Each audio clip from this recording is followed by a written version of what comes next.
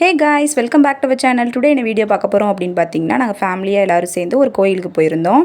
என்ன கோயில் அப்படின்னு பார்த்தீங்கன்னா, சிக்கல், அதாவது ராம்நாத் டிஸ்ட்ரிக்டில் உள்ள சிக்கல்ங்கிற ஏரியாவில் உள்ள கொஞ்சம் ஒரு சின்ன கிராமம் தாங்க. அங்கே வந்து தர்ம முனீஸ்வரர்னு ஒரு ஆலயம் இருக்குது. உண்மையாகவே கோவில் வந்து ரொம்ப சூப்பராக இருக்கும். இதுக்கு வந்து நிறைய ஹிஸ்ட்ரி இருக்குது. நாங்கள் எதுக்காக போயிருந்தோம் அப்படின்னு பார்த்தீங்கன்னா, ஒரு மொட்டை போடுற ஃபங்க்ஷன் இருந்துச்சு, அதனால் போயிருந்தோம். வேறு யாருக்கும் இல்லை, அண்ணனுக்கு தான். ஏரியா வந்து சுற்றி இப்படி தாங்க இருக்கும். அதாவது கோவிலுக்கு ஆப்போசிட் சைடில் ஃபுல்லாக இந்த மாதிரி குளம் இருக்கும். குளத்துல வந்து ஃபஸ்ட்டு ஃபுல்லாகவே தண்ணி இருக்கும். இப்போ வந்து குளத்துல வந்து தண்ணி இல்லாதனால வறண்ட பூமியாக இருக்குது. அதில் வந்து ஆடு மாடெல்லாம் மேய்ச்சிட்டு இருந்தாங்க. நாங்கள் வந்து வேனில் தான் போயிருந்தோம் ஃபேமிலிஸோட. நாங்களும் வேன்லேருந்து இறங்கி சாமியெல்லாம் கும்பிட்டுட்டு இருந்தோங்க. இந்த தர்ம முனீஸ்வரர் அப்படிங்கிறதுக்கு என்ன ஹிஸ்ட்ரி அப்படின்னு பார்த்திங்கன்னா, ஆக்சுவலாக முனீஸ்வரன் அப்படிங்கிற பேருக்கு வந்து முனி அப்படிங்கிறது என்ன சொல்லுவாங்கன்னா, ஆவேசத்துக்காக தான் இந்த பேரை வந்து முனின்னு சொல்லுவாங்களாம். ஈஸ்வரன் அப்படிங்கிற பேருக்கு வந்து பயமற்றவர் அப்படிங்கிற மீனிங் வரும். இப்போ என்ன சொல்கிறேன் அப்படின்னு பார்த்தீங்கன்னா, இந்த முனீஸ்வரன் பேர் வந்து நிறைய பேருக்கு வச்சுருப்பாங்க. அந்த பேர் வந்து ஆக்சுவலாக என்ன மீனிங்கே நிறைய பேருக்கு தெரியாமல் இருக்கும். அதனால் நான் சொல்கிறேன். முனீஸ்வரன் அப்படிங்கிறது வந்து முனிவர்கள் அனைவருக்கும் ஞானத்தை அருளியதால் தான் முனீஸ்வரன் அப்படிங்கிற பேர் வந்ததுனால சொல்லப்படுறாங்க. இப்போ வந்து நாங்கள் சாமிலாம் கும்பிட்டுட்டு இங்கே வந்து பொங்கல் வச்சுட்டு இருந்தாங்கங்க. பொங்கலை பார்த்துட்டு நாங்களும் அப்படியே பக்கத்தில் ஆடு வந்து கட்டி போட்டிருந்தாங்க. 5 வருஷமாக வளர்க்குறாங்களாம். அந்த ஆடு வந்து கட்டி போட்டிருந்தாங்க. பார்த்துட்டு பக்கத்தில் வந்து சமையல் வேலை நடந்துட்டுது. வெங்காயம்லாம் அரிஞ்சிட்டு இருந்தாங்க. நாங்கள் சாமியை சுற்றி கும்பிட்டுட்டு சுற்றி வீடியோ எடுத்துகிட்டு இருந்தோம். ஆப்போசிட்டில் குளம் இருக்குது, சரி நம்மளும் போய் பார்ப்போம். எல்லோரும் போய் பார்த்துட்டு இருந்தாங்க. சரி நம்மளும் இறங்கி போய் பார்ப்போம் அப்படின்னு பார்த்தோம். பார்த்தா குளத்தை வந்து தூர்வாரி போட்டிருக்காங்க.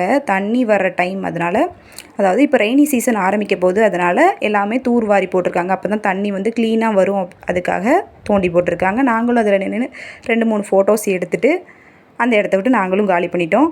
அப்புறம் நான் எங்கள் அண்ணி எல்லோரும் சேர்ந்து குட்டி குட்டி ஃபோட்டோஸ் எடுத்தோம். நானும் அப்படியே வீடியோ எடுத்துகிட்டு என்ஜாய் பண்ணிகிட்டு இருந்தேன். உண்மையாகவே ஏரியா வந்து சூப்பராக இருந்ததுங்க. அதாவது மழை பெஞ்சுது அப்படின்னா பசுமையாக இருக்கும் இந்த ஏரியா வந்து. மழை இல்லாததுனால வறண்டு போய் இருந்துச்சு. அதுக்கப்புறம் ஃப்ரெண்ட்ஸ் பாய்ஸ் எல்லாருமே ஐஸ் வாங்கி சாப்பிட்டுட்டு இருந்தாங்க. எங்கள் அண்ணியும் போய் வாங்கி சாப்பிட்டுட்டு இருந்தாங்க. அதோட நானும் சரி எனக்கும் ஒரு கிரேவிங்ஸ் ஆயிடுச்சுன்னு, எனக்கு எங்கடா ஐஸு அப்படிங்கிற மாதிரி ஆயிடுச்சு. அப்புறம் எனக்கு ஒன்று வாங்கி கொடுத்தாங்க. நானும் சாப்பிட்டுட்டு அண்ணனுங்களுக்கு எல்லாத்துக்குமே மொட்டை போட போகிறாங்க. அதனால் பூ வச்சு அழகு பார்த்துட்டு இருந்தாங்க. இது கொஞ்சம் எனக்கு டிஃப்ரெண்ட்டாக இருந்துச்சு பார்க்குறதுக்கே. அதுவும் அண்ணன் வந்து பார்த்துட்டு கொஞ்சமே ஷையாயிருச்சு. ஏன்டா இப்படி கொடுமைப்படுத்துறீங்க நீ அப்படிங்கிற மாதிரி இருந்துச்சு அண்ணனுக்கே. அதையும் எல்லோரும் சுற்றி வீடியோ எடுத்துகிட்டு இருந்தாங்க. பார்க்கவே காமெடியாகவும் இருந்துச்சு. இருந்தாலும் அவங்களுக்கு கொஞ்சம் ஷையாக இருந்துச்சு, கொஞ்சம் டிஃப்ரெண்ட்டாக இருந்துச்சு பார்க்குறதுக்கு. அதோட 2 அண்ணனுக்கு பூ வச்சுட்டு அதுக்கப்புறமா மொட்டை போடுறதுக்கு ரெடி பண்ணிகிட்டு இருந்தாங்க.